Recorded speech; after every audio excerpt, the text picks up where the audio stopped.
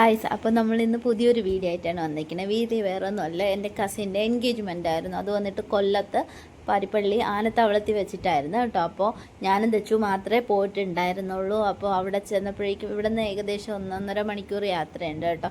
1.5 മണിക്കൂർ കൂടുതലുണ്ട്. അപ്പം ദച്ചു ഞാനും അത് സ്കൂൾ അടച്ചിട്ടുള്ളതുകൊണ്ട് ദച്ചുവിനെ കൊണ്ടുപോയി. വിഷുവിന് വരാനായിട്ട് പറ്റിയില്ല. വിഷുവിന് അച്ഛന് അതേപോലെ ഓഫീസിലുള്ളതുകൊണ്ട് വരാനായിട്ട് പറ്റിയില്ല.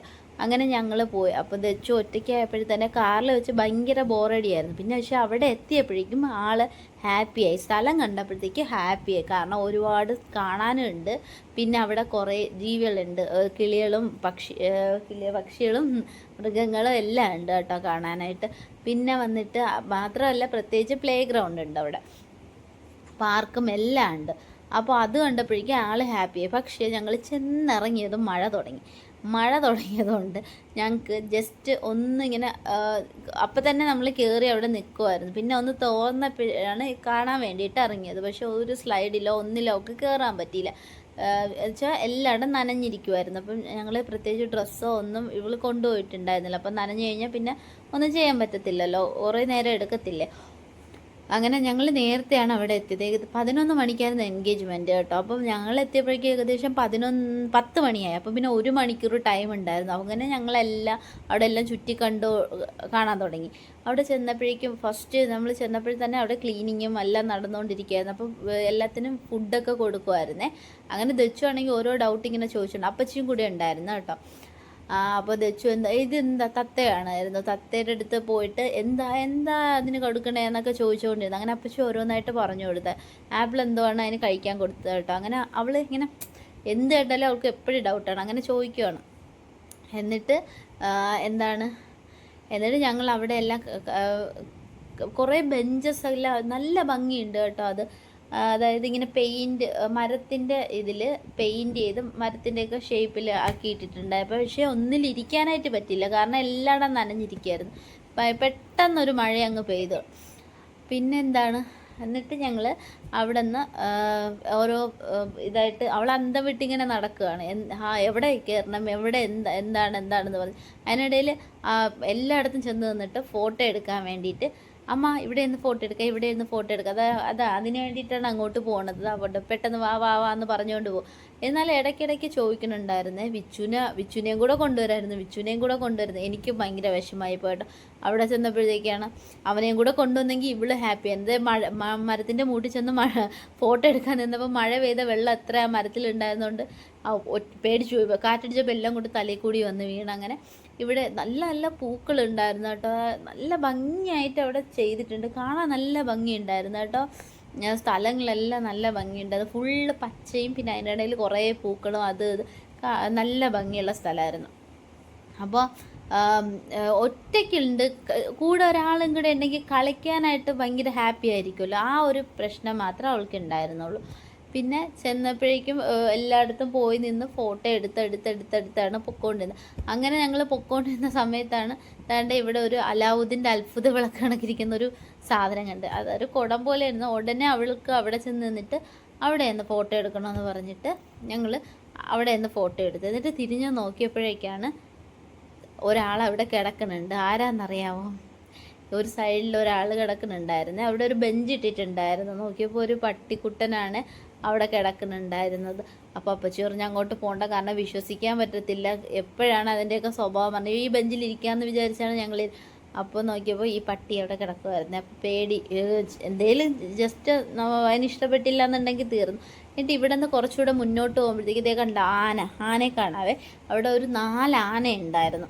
അങ്ങനെ ഞങ്ങൾ ആനയെ കാണാൻ വേണ്ടിയിട്ട് ദച്ചു അങ്ങോട്ടും ഇങ്ങോട്ടും ഒക്കെ ഓടുകയാണ്. ഏത് ഭാഗത്ത് പോകണമെന്ന് ദച്ചുവിന് ഭയങ്കര ഡൗട്ട്. അങ്ങനെ അതിനിടയ്ക്ക് ഇടയ്ക്കിടയ്ക്ക് ഓരോടത്തും പാർക്കുണ്ട് കേട്ടോ. അപ്പോൾ ഓരോ സ്ഥലത്തിലും അമ്മ നമുക്ക് അതിൽ കയറാം എന്ന് പറഞ്ഞുകൊണ്ടിരിക്കും. ഞാൻ ഒരുവിധം അഡ്ജസ്റ്റ് ചെയ്ത് ഇങ്ങോട്ടാക്കി. ആന നിൽക്കുന്നുണ്ടോ. അങ്ങനെ പിന്നെ ഇവിടെ വന്ന് കുറച്ച് നേരം ഇരുന്നു. ഈ ബെഞ്ചിൽ കുറച്ച് നേരം ഇരുന്ന് കുറച്ച് ഫോട്ടോസൊക്കെ എടുത്തിട്ട് ഞങ്ങൾ പിന്നെ മുന്നോട്ട് പോയി. അപ്പോഴാണ് ആന മാത്രമല്ല, അവിടെ നമ്മൾ ചോദിച്ചപ്പോൾ ആനയുണ്ട്, ഒട്ടകം, പിന്നെ ഒട്ടക പക്ഷിയൊക്കെ ഉണ്ട് കേട്ടോ. അപ്പോൾ അങ്ങനെ ആനയുടെ അടുത്ത് അങ്ങനെ ഞങ്ങൾ ഇവിടെ നിന്ന് നടന്ന് ചെന്നപ്പോഴാണ് ഭയങ്കര ഇങ്ങനെ ഇത് വിളിക്കുന്നുണ്ട് കേട്ടോ. ആന വിളിക്കുന്നുണ്ട്. അപ്പോഴേക്കും ഒരാൾ ഓടിക്കൊണ്ട് വന്നിട്ട് പറഞ്ഞ് അവിടെ നിന്ന് മാറിയിരിക്കാം. കാരണം അതിലേതോ ഒരു ആനയ്ക്ക് ആന അത്ര ശരിയായ കറക്റ്റുള്ള ഇതിലല്ല. അതുകൊണ്ട് അത് എന്തോ കണ്ട അയാൾ പറഞ്ഞിട്ട് പോയി, എന്തോ കഴിച്ചുകൊണ്ടിരിക്കുകയാണ്, അതൊക്കെ വേണമെങ്കിൽ വലിച്ചെറിയും. അതിനിടയ്ക്ക് ഇത് ഇടയ്ക്കിടയ്ക്ക് ഭയങ്കരമായിട്ട് വിളിക്കുന്നുണ്ട്. നമ്മൾ പക്ഷേ അധികം ശ്രദ്ധിച്ചില്ല, അറിയത്തില്ലല്ലോ. അയാൾ വന്നിട്ട് പറഞ്ഞ് അങ്ങോട്ട് പോകരുത്.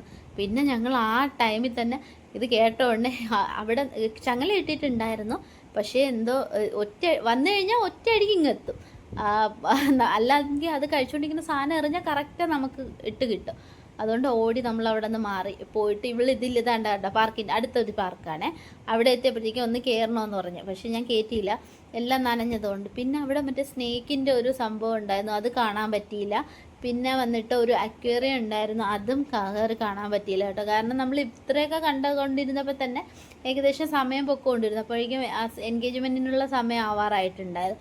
പിന്നെ തെച്ചു ഭയങ്കര ഇവിടെ വെച്ച് ഈ ആനയുടെ ഇത് കഴിഞ്ഞപ്പോഴത്തേക്ക് തന്നെ പെട്ടെന്ന് അവൾ പിണങ്ങി. പിന്നെ ഞാൻ എന്ത് ചെയ്തത്, ഇതിൽ മാത്രം ഒന്ന് കയറ്റി ഇരുത്തി കൊടുത്തു, അവളുടെ വിഷമം മാറാൻ വേണ്ടിയിട്ട്. അപ്പോൾ ഇതിൽ കയറണമെന്ന് പറഞ്ഞിട്ടുണ്ടെന്ന്, ഇങ്ങനെ ഈ കമ്പി ഇട്ടിട്ടുള്ള ഈ റിങ് പോലെ എന്തോ സാധനം, അതിൽ കയറണമെന്ന് പറഞ്ഞു. പക്ഷേ അതിൽ ഞാൻ കയറ്റിയില്ല കേട്ടോ. എന്നിട്ട് ഈ കുഞ്ഞൊരു ഗ്രീൻ കളർ എന്താ അത്, എന്തോ ഒരു ജീവി കണക്കിരിക്കും, കോഴിയോ, അതിൽ കയറ്റി കുറച്ച് നേരം ഇരുത്തിയപ്പോഴത്തേക്ക് ആൾ ഹാപ്പി ആയിട്ട് പിന്നെ ഞങ്ങൾ എന്ത് ചെയ്തു, അവിടെ നിന്ന് ഇറങ്ങിക്കഴിഞ്ഞപ്പോഴേക്കും സമയമായിട്ടുണ്ടായിരുന്നു എൻഗേജ്മെൻറ്റിന്. അപ്പം ഞങ്ങൾ നേരെ പിന്നെ അങ്ങോട്ട് പോകാൻ വേണ്ടിയിട്ട് റെഡിയായി.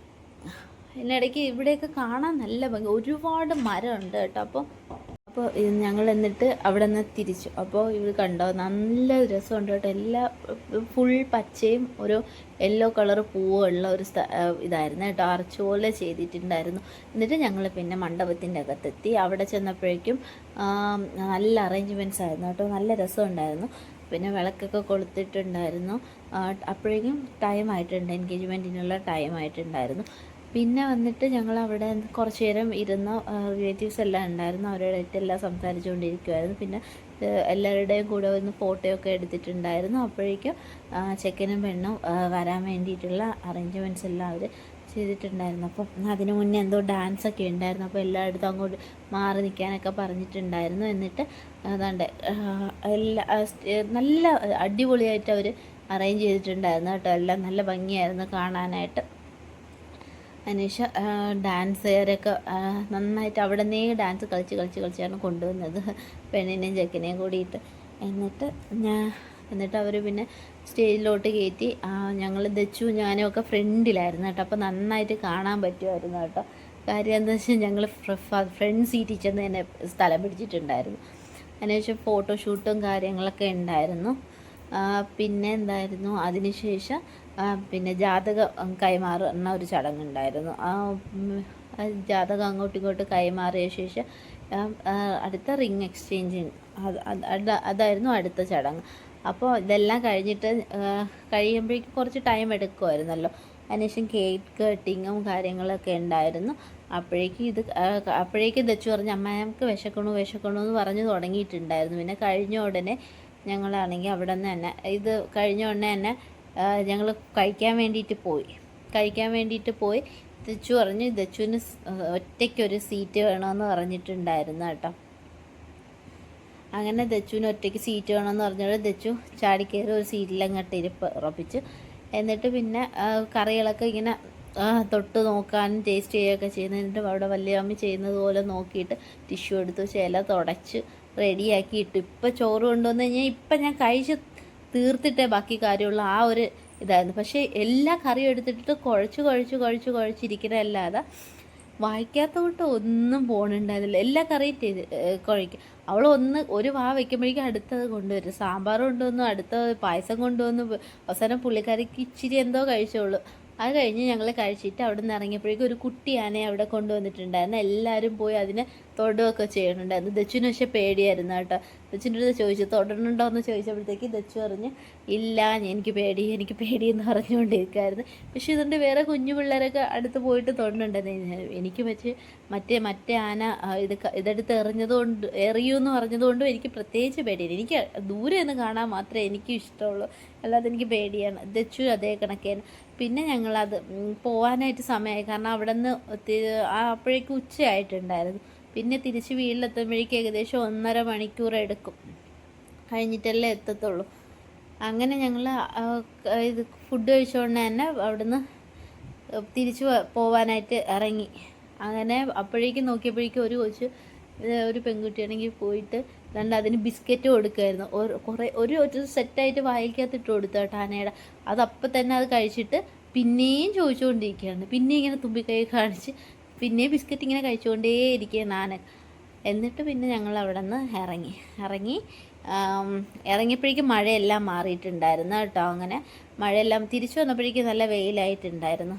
പിന്നെ എന്നിട്ട് ഞങ്ങൾ എല്ലായിടത്തും ബൈ പറഞ്ഞിട്ട് അവിടുന്ന് പിന്നെ മടങ്ങി. ഹാപ്പി ആയിരുന്നു ദച്ചു. പിന്നെ വിഷുവിനെയും കൊണ്ട് ഒരു ദിവസം വരാമെന്ന് പറഞ്ഞ് ഞാൻ അവിടെ ടിക്കറ്റ് നമുക്കല്ലാതെ പോകാൻ പറ്റും. അങ്ങനെ ഞാൻ ടിക്കറ്റിൻ്റെ റേറ്റൊക്കെ ചോദിച്ചിട്ട് വന്നു കേട്ടോ. അപ്പോൾ നമുക്ക് ഒരു ദിവസം രാവിലെ പോയാൽ